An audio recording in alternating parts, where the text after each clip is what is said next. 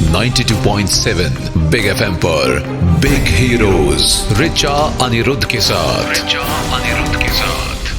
Big FM पर आप सुन रहे हैं हमारा खास वीकेंड शो बिग हीरोज। मैं हूं आपके साथ रिचा अनिरुद्ध और आज मेरी बिग हीरो हैं पुणे की रहने वाली अमिता देशपांडे, जिनकी संस्था का नाम है रीच चरखा। चरखे को कुछ मॉडर्न काम के लिए ये लोग यूज करते हैं, बहुत इंटरेस्टिंग काम है।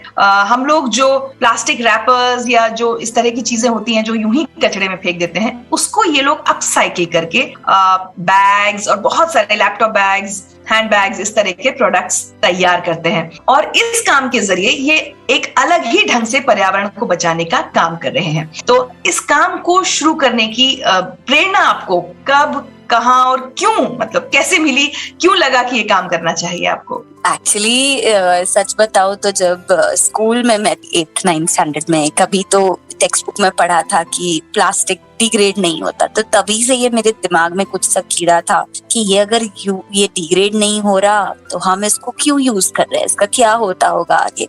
और जब I think that was almost 20 years ago, but तब ये क्वेश्चन जब दिमाग में आने लग गया, तभी मैं रिसर्च करना मैंने शुरू किया कि इसको क्या कर सकते हैं, इसका यूज हम कैसे कम कर सकते हैं। तो मैंने अपने लाइफ से तो बहुत सारा प्लास्टिक और अपने फैमिली को भी बहुत ज्यादा परेशान करती थी कि प्लास्टिक के बैग्स ना यूज करे, रैपर्स ना यूज करे या कैरी बैग्स ना यूज करे, थर्माकोल प्लेट्स एंड स्पून्स ना यूज करे।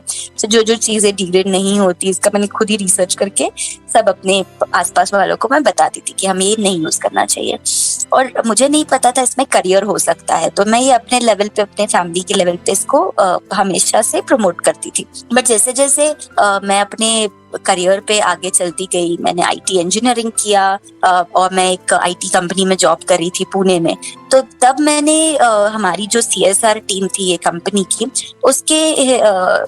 उसमें पार्ट लेके ऐसे काफी सारे प्रोजेक्ट्स लेना शुरू किया जिसमें हम वेस्ट मैनेजमेंट कर रहे थे या क्लीन अप ड्राइव्स करते थे, या जहाँ पे हम ट्रैक्स पे भी बहुत जाते थे, तो ट्रैक्स में जाके जहाँ पे प्लास्टिक पड़ा रहता तो मैं वो खुद उठा के लेके आती थी, या लोगों को बोलती थी, मेरे फ्रेंड्स को, कि चलो हम सब उठा के इसको लेके जाएंगे और क्लीन अप रखेंगे ये चीजों को। बट फिर मुझे लगने लग गया कि ये सिर्फ बताना लोगों को और हम उनका कचरा उठाए, ये तो सिर्फ ये काफी नहीं है, राइट? तो इसको कुछ तो अलग एक मूवमेंट का रूप देना चाहिए, मूवमेंट का स्वरूप देना चाहिए।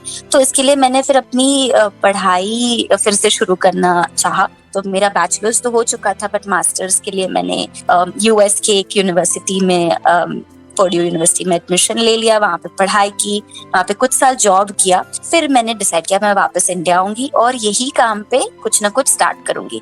तब जाके मैंने ये काम स्टार्ट किया 2015 में मैंने ये काम स्टार्ट किया। और मेरा जहाँ पे मैं पली बड़ी थी, दादरा नगर हवेली के एक छोटे से ट्राइबल गाँव में इस काम की शुरुआत की और पुणे में हेड ऑफिस रखा, क्योंकि मार्केट के करीब है, तो यहाँ के लोग ज्यादा समझते हैं ऐसी सारी चीजों को। पुणे, बॉम्बे, बैंगलोर और ऑब्वियसली बहुत सारे सिटीज है जहाँ पे बहुत कॉन्शियस पब्लिक रहता है, तो उनके लिए हमने ये काम स्टार्ट किया कि एक प्लास्टिक का भी कंजर्वेशन के हिसाब से प्लास्टिक का रीयूज हो, अपसाइकिल हो और लोगों तक ये इंफॉर्मेशन भी पहुंचाई जाए कि ऐसी चीजों से ये भी हो सकता है और हम अपने लाइफ से प्लास्टिक को कम भी कैसे कर सकते हैं इन द फर्स्ट प्लेस। तो ये सारा पूरा मोटिवेशन था ये काम शुरू करने के लिए। क्या बात है। तो 2015 में अमिता देशपांडे ने इस काम की शुरुआत की, जिसका बाद में नाम पड़ा रीच चरखा। लेकिन 2015 से लेकर अब तक कैसा रहा अमिता देशपांडे का सफर? क्या क्या मुश्किलें आई इस काम में?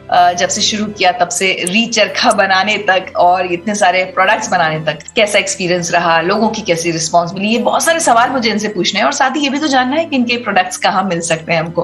तो आप सुनते रहिए बिग एफएम पर बिग हीरोज। मैं हूँ आपके साथ रिचा अनिरुद्ध और मेरी बिग हीरो हैं पुणे की रहने वाली अमिता देशपांडे। 92.7 बिग एफएम पर बिग हीरोज रिचा अनिरुद्ध के साथ।